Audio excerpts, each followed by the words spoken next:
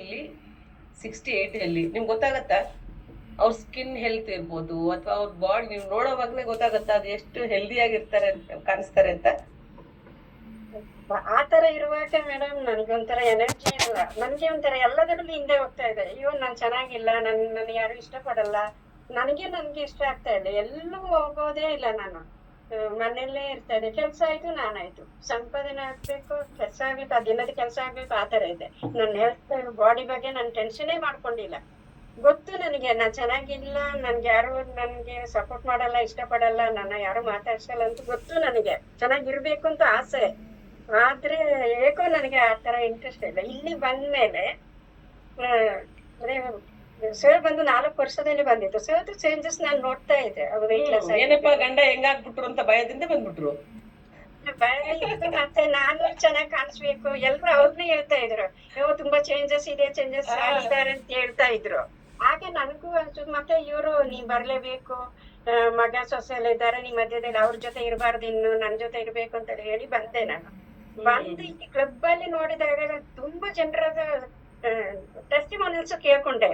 ಹೇಗಿದ್ದವರು ಹೇಗೆ ಚೇಂಜ್ ಆಗಿದ್ದಾರೆ, ನಾನು ಆಗ್ಬಹುದಂತ ಅಲ್ಲಿ ನನಗೆ ಗ್ಯಾರಂಟಿ ಆಯ್ತು. ನಾನು ಈ ತರ ಚೇಂಜ್ ಆಗೋದು ಅದೇಕೆ ಆಗಲ್ಲ, ನಾನು ಸೀರಿಯಸ್ ಆಗಿ ಮಾಡ್ಲೇಬೇಕು, ನಾನು ಎಷ್ಟು ಊರಿಗೆ ಹೋಗೋ ನಾನು ಚೇಂಜ್ ಆಗಿ ಹೋಗ್ಬೇಕು ಅಂತ ಮೈಂಡ್ ಸೆಟ್ ನಂದು. ಅದಕ್ಕಾಗಿ ಸೀರಿಯಸ್ ಆಗಿ ಮತ್ತೆ ಸರ್ ಸಪೋರ್ಟ್ ಇದ್ರು, ಹೀಗೆ ಮಾಡ್ಬೇಕು ಹೀಗೆ ಮಾಡ್ಬೇಕು ಅಂತ. ಮತ್ತೆ ನಾನೇ ಎಲ್ಲ ನೋಡ್ಕೋಬೇಕಾಗಿತ್ತು ಅಲ್ಲಿ ಕ್ಲಬ್ ಅಲ್ಲಿ. ನಾನ್ ಚೆನ್ನಾಗಿಲ್ಲ ಅಂದ್ರೆ, ಚೇಂಜ್ ಆಗಿಲ್ಲ ಅಂದ್ರೆ ಬರೋವರಿಗೂ ಇಷ್ಟ ಆಗಲ್ಲ ಅಂತ ಹೇಳಿ ನಾನು ಸೀರಿಯಸ್ ಆಗಿ 5 months ಅಲ್ಲಿ ನಾನು 17 ನನ್ನ ವೆಯ್ಟ್ 17 ಕಿಲೋ ವೆಯ್ಟ್ ಗೇನ್ ಆಗ್ಬೇಕಾಗಿತ್ತು. ಅದನ್ನು ಮಾಡ್ಕೊಂಡು ಇವತ್ತಿನವರೆಗೂ ಮೇಡಮ್ ನನ್ ಏನೇ ಆದ್ರೂ, ಎಷ್ಟು ಇದ್ರು ನನ್ನ ಕ್ಲಬ್, ಲೈಫ್, ಪ್ರಾಡಕ್ಟ್ ಇದ್ರ ಮೇಲೆ ನನ್ ತುಂಬಾ ಆಸೆ. ನಾನು ಏನೇ ಇದ್ರು ಹುಷಾರಿಲ್ಲ ಅಂದ್ರೂ ಅದೇನೋ ಒಂಥರ ಎನರ್ಜಿ. ಬೇಗ ಎದ್ದು ರೆಡಿಯಾಗಿ ಕೂತ್ಕೊಳ್ತೀನಿ. ಎಲ್ಲ ಈವೆಂಟ್ ಮಿಸ್ ಮಾಡೋಗಳಿಗೆ ನನ್ಗೆ ಇಷ್ಟನೇ ಇಲ್ಲ.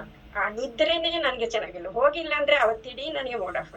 ಈ ತರ ಎಲ್ಲರನ್ನ ನೋಡ್ಬೇಕು, ಎಲ್ಲರ ಜೊತೆ ಇರ್ಬೇಕು, ಎಲ್ಲರನ್ನ ಮಾತಾಡ್ಸ್ಬೇಕು. ಎಲ್ರು ಈಗ ನನ್ನನ್ನೆಲ್ಲ ಇಷ್ಟಪಡ್ತಾರೆ, ಫ್ಯಾಮಿಲಿ ಎಲ್ಲ, ಮಕ್ಕಳು, ನನ್ನ ಫ್ಯಾಮಿಲಿ ಎಲ್ಲರೂ ಇಲ್ಲಿರೋರು ಸಹ ನಾನು ತುಂಬಾ ಜನ ಇಷ್ಟಪಡ್ತಾರೆ. ಅದು ನನಗೆ ತುಂಬಾ ಇಷ್ಟ. ಅದಕ್ಕೆ ಇನ್ನಿನ್ನೂ ಚೆನ್ನಾಗಿ ಆಗ್ಬೇಕು ಅಂತ ನನಗೆ ಆಸೆ.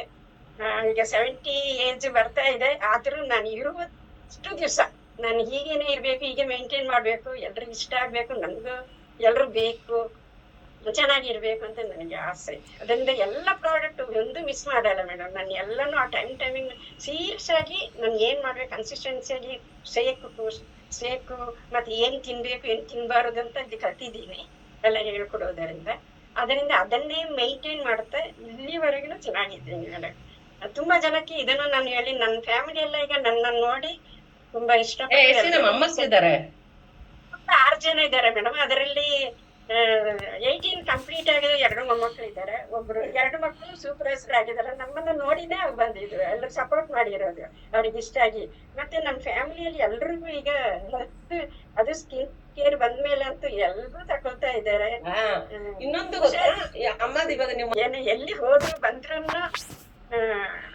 ಟೈಮಿಗೆ ಫೇಸ್ ವಾಶ್ ಮಾಡ್ಕೊಳ್ಳೋದು, ಹಾಕೊಳ್ಳೋದು, ಮತ್ತೆ ಒಳಗೆ ನೀರ್ ಕುಡಿಯೋದು, ಏನು ನನ್ಗೆ ಚೆನ್ನಾಗಿ ಕರೆಕ್ಟ್ ಆಗಿ ಸ್ಕಿನ್ ಅನ್ನ ಕರೆಕ್ಟ್ ಆಗಿ ಟೇಕ್ ಕೇರ್ ಮಾಡಿದ್ರೆ, ಸರಿಯಾಗಿ ಇರೋ ಊಟ ತಿನ್ಕೊಂಡಿದ್ರೆ ಬಾಡಿ ಚೆನ್ನಾಗೇ ಇರುತ್ತೆ, ಸುಂದರವಾಗೇ ಇರ್ತೀವಿ.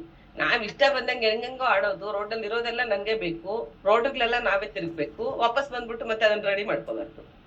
ಇವಾಗ ಮತ್ತೆ ಚಂದಾಗಿ ಬೇರೆ ಕಾಣಿಸ್ಬೇಕು. ಸೊ ಹಿಂಗಾಗಲ್ಲ. ಒಂಥರ ಖುಷಿ ಮೇಡಮ್. ಈಗ ನನ್ಗೆ ಬೆಳಿಗ್ಗೆ ಎದ್ದು ನಿನ್ನೆ ಎಲ್ಲ ಪ್ಲಾನ್ ಮಾಡಿ ಎಲ್ಲ ಇಟ್ಕೊಳ್ತೀನಿ. ಇವತ್ತು ಎಲ್ಲರಿಗೂ ನಾನು ಚೆನ್ನಾಗಿ ಕಾಣಿಸ್ಬೇಕು, ಮತ್ತೆ ನನ್ಗೆ ತುಂಬಾ ಇಷ್ಟ ಆಗ್ಬೇಕು ಅಂತ ಹೇಳಿ ಬಟ್ಟೆ ಅದನ್ನೆಲ್ಲ ನಿನ್ನೆ ಪ್ಯಾಕ್ ಮಾಡಿ ಇಟ್ಕೊಳ್ಳೋದು. ಬೆಳಿಗ್ಗೆ ಎದ್ದು ಸ್ನಾನ ಮಾಡಿ ಎಲ್ಲ ರೆಡಿಯಾಗಿ ಕೂತ್ಕೊಳ್ಳಿ. ಆ ಟೈಮಿಗೆ ಕೂತ್ಬೇಕು. ನಂದು ಅದೇ, ಆ ಟೈಮಿಗೆ ಇರ್ಬೇಕು, ಅದು ಏನ್ ಮಾಡ್ತಾರ ನೋಡ್ಕೊಳ್ಬೇಕು. ಆದ್ರೆ ಈಗ ಸ್ವಲ್ಪ ಮುಂದೆ ಹಿಂದೆ ಭಯ ಇತ್ತು, ಹೇಗೆ ಮಾತಾಡೋದು, ಏನಾದ್ರು ಹೇಳ್ಬಿಟ್ಟು ಮಾತಾಡಲ್ಲ, ಬಾಯಲ್ಲಿ ಅದನ್ನ ಮಾತಾಡ್ಕೊಂಡು ಹೋಗೋದಕ್ಕೆ. ಅದೇ ಮಾತಾಡ್ತಾ ಸ್ಟಾರ್ಟ್ ಮಾಡಿದ್ರೆ ಅದು ಬಾಯಿಗೆ ಏನೋ ಮೈಂಡ್ ಅಲ್ಲಿ ಬರುತ್ತೆ, ನನ್ಗೆ ಬಾಯಿಂದ ಬರುತ್ತೆ. ಅದು ತುಂಬಾ ಖುಷಿ ನನಗೆ. ಮೇಡಮ್ ಕಾರ್ಬೆಲೆ ಪ್ರಾಡಕ್ಟ್ ಇದು ತುಂಬಾ ಇಷ್ಟ ನನಗೆ. Thank you madam. Thank you ಎಲ್ರಿಗೂ.